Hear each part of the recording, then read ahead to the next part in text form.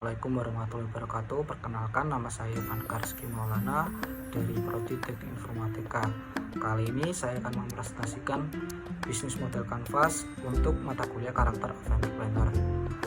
Bisnis yang saya bawakan yaitu penjualan street food. Bisnis penjualan street food ini saya namai dengan martabak milenial. Hal pertama yang saya bahas yaitu adalah key partners. Key partners adalah pihak-pihak eksternal yang digunakan untuk menjalankan key activities. Tujuannya apa? Yaitu untuk mengoptimalkan operasi bisnis dan resiko bisnis.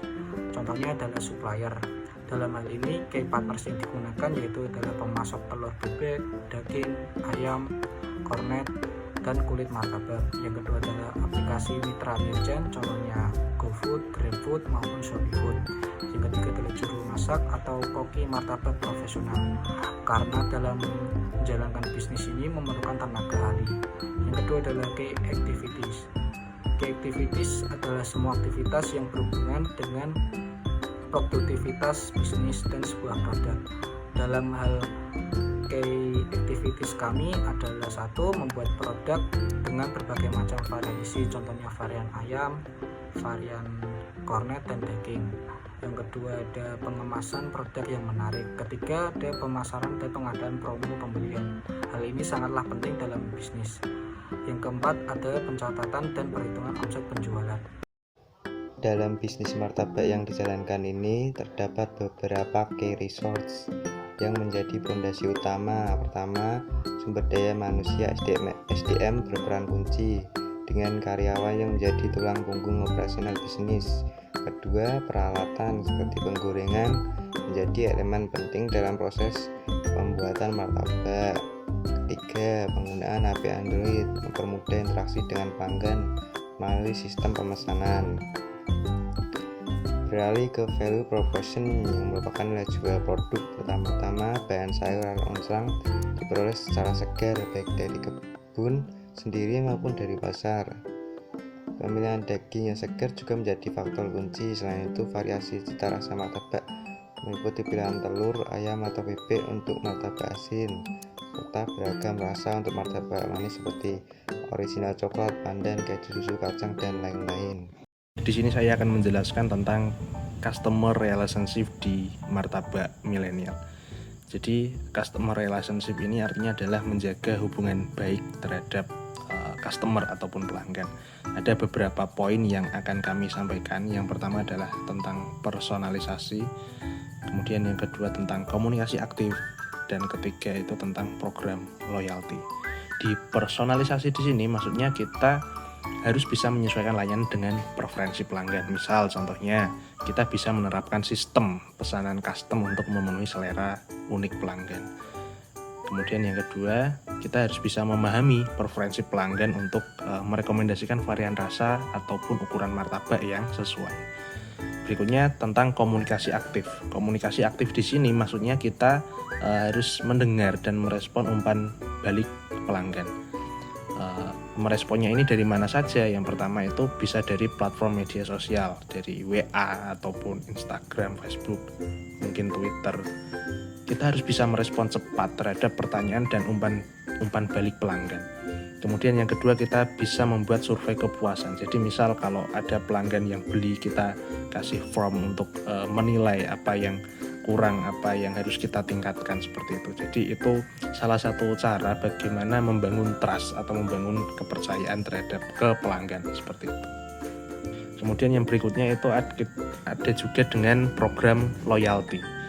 Program loyalty di sini maksudnya adalah kita bisa memberikan insentif kepada pelanggan-pelanggan yang setia. Misal kita bisa menerapkan sistem kartu poin. Jadi setiap pembelian itu memberikan poin yang dapat ditukarkan dengan diskon atau produk gratis. Jadi misal customer kita membeli 5 martabak, itu kita gratisin 1, seperti itu. Kemudian yang kedua itu kita bisa menggunakan diskon khusus. Jadi diskon khusus ini misal kita terapkan di hari-hari tertentu, misal di hari Valentine ataupun pada saat hari-hari pahlawan atau hari-hari besar nasional. Kita buat promo di situ untuk menarik minat dari customer. Berikutnya saya akan menjelaskan tentang channel. Channel di sini adalah bagaimana kita menyalurkan produk kita. Yang pertama kita bisa melalui warung fisik, kemudian penjualan online, dan media sosial. Warung fisik ini kita bisa berupa toko konvensional. Jadi martabak milenial ini dijual melalui toko dengan desain yang modern dan suasana yang nyaman tentunya. Kemudian warung fisik ini juga bisa berupa pop-up store. Jadi penjualannya sementara di lokasi strategis untuk menjangkau pasar yang lebih luas.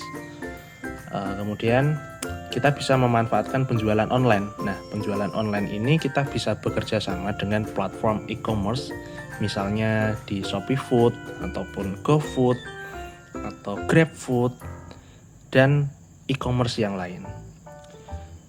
Kemudian di penjualan online ini kita juga bisa bekerja sama dengan aplikasi pengiriman makanan. Pengiriman makanan itu ya seperti GoFood dan GrabFood tadi ya contohnya ya. Kemudian untuk channel berikutnya kita juga bisa untuk memasarkan di media sosial, Instagram, Facebook, Twitter, ataupun kita juga bisa kolaborasi dengan influencer. Dan juga ada kita bisa mungkin kontes dan giveaway. Kalau lewat Instagram kita mempromosikan martabak tentu melalui foto, video yang menarik untuk meningkatkan visibilitas. Untuk Facebook dan Twitter, kita juga harus interaksi dengan pelanggan, promosi, dan penawaran khusus. Dengan influencer, kita membangun kemitraan dengan influencer untuk meningkatkan kehadiran merek di media sosial. Kontes dan giveaway itu juga dapat meningkatkan interaksi dengan pelanggan melalui kontes dan giveaway di media sosial. Segmentasi pelanggan untuk martabak milenial melibatkan identifikasi dan kategori kelompok pelanggan tertentu. Berikut segmen pelanggan potensial martabak milenial. Menargetkan profesional muda yang menargetkan individu pekerja berusia 20-an yang mencari pilihan makanan yang nyaman dan trendy. Menargetkan penggemar makanan yang menarik bagi individu yang bersemangat menjelajahi pengalaman kuliner baru. Menargetkan milenial perkotaan yang berfokus pada generasi muda perkotaan yang mencari makanan trendy dan instagramable. Menargetkan pada konsumen yang melek teknologi. Menargetkan individu yang aktif dari media sosial dan terpengaruh oleh tren makanan online. Menargetkan ke konsumen yang sadar kesehatan, yang dengan memperkenalkan versi martabak milenial yang lebih sehat dan mengedepankan bahan-bahan berkualitas tinggi. Menargetkan martabak ke pasar acara dan perayaan, yang memposisikan martabak milenial sebagai makanan yang unik dan dapat dibagikan untuk acara dan perayaan. Memahami segmen pelanggan ini akan membantu menyesuaikan upaya pemasaran, penawaran menu, dan branding secara keseluruh untuk memenuhi preferensi dan kebutuhan audiens target martabak milenial. Untuk struktur biaya bisnis martabak milenial melibatkan berbagai biaya yang terkait dengan produksi, pemasaran, dan penjualan. Berikut rincian komponen biaya potensial, yaitu ada biaya bahan-bahan yang berkualitas memegang peran penting dalam menyusun martabak milenial. Biaya tenaga kerja untuk gaji karyawan, juru masak, dan staf lain yang terlibat dalam persiapan pemasakan dan penyajian martabak. Biaya sewa dan utilitas untuk biaya menyewa ruang dapur komersial atau etalase toko. Ini sudah termasuk utilitas seperti listrik, air, dan gas yang diperlukan untuk memasak dan menjalankan bisnis. Untuk biaya peralatan, investasi peralatan memasak seperti wajan, kompor, mixer, dan peralatan dapur lainnya. Untuk biaya kemasan, bahan kemasan termasuk kotak, tas, dan wadah lainnya yang menarik secara visual dan fungsional. Untuk biaya pemasaran dan periklanan yang terkait dengan promosi bisnis milenial martabak ini. Untuk biaya lisensi dan izin, untuk memperoleh lisensi dan izin yang diperlukan untuk menjalankan bisnis makanan secara legal. Untuk biaya teknologi, platform pemesanan online, dan alat teknologi lainnya yang menyederhanakan operasional dan meningkatkan pengalaman pelanggan. Untuk biaya pelatihan karyawan yang tentang keamanan pangan, layanan pelanggan, dan biaya penyiapan martabak milenial.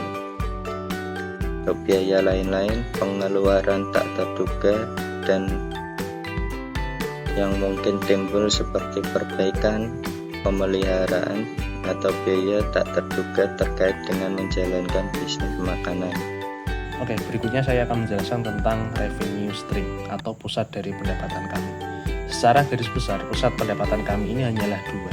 Yang pertama itu dari penjualan langsung dan dari penjualan online. Untuk penjualan langsung ini, itu kami ada toko konvensional dan pop-up store. Kemudian yang di layanan delivery online, kita kerjasama dengan platform digital delivery online seperti GoFood, ShopeeFood. Tentunya untuk menjaga agar revenue stream ini stabil, kita juga harus menjaga juga variasi rasa yang ada di martabak itu harus stabil. Kemudian portion kontrolnya juga harus dijaga, ukuran martabaknya itu kekecilan, sedang, atau besar. Kemudian yang paling penting, harganya itu harus dapat bersaing. Harga yang bersaing akan meningkatkan revenue stream. Jadi pendapatan kita itu akan meningkat jika harganya itu dapat bersaing dengan kompetitor-kompetitor kita.